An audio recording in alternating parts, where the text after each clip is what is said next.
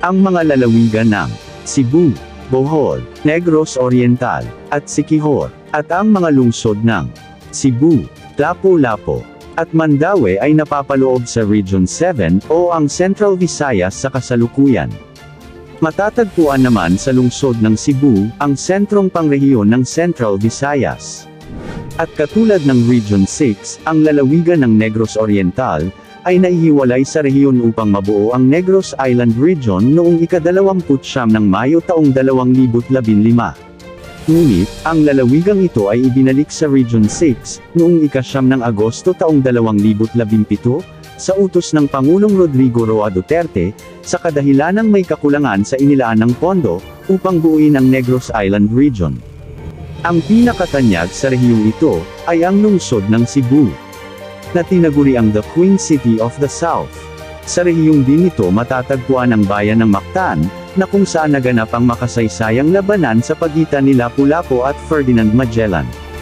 Matatagpuan din ang Magellan's Cross na isang malaking krus na galing Espanya, at inutos ni Ferdinand Magellan na itayo ito sa kanyang kinalalagyan sa ngayon.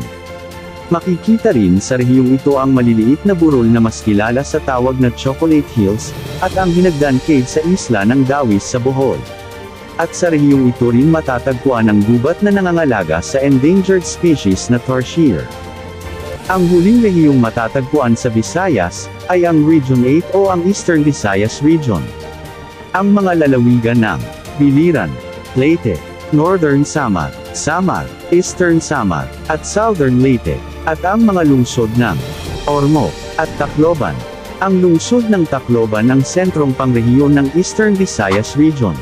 Sa rehiyong ito rin matatagpuan ang kasalukuyang pinakamahabang tulay sa bansa, ang San Juanico Bridge, na nagdurugsong sa lalawigan ng Samar at Leyte. Ang Eastern Visayas Region, ang madalas na tinatamaan ng mga bagyong pumapasok sa Pilipinas, dahil sa lokasyon nito na malapit sa karagatan ng Pasipiko.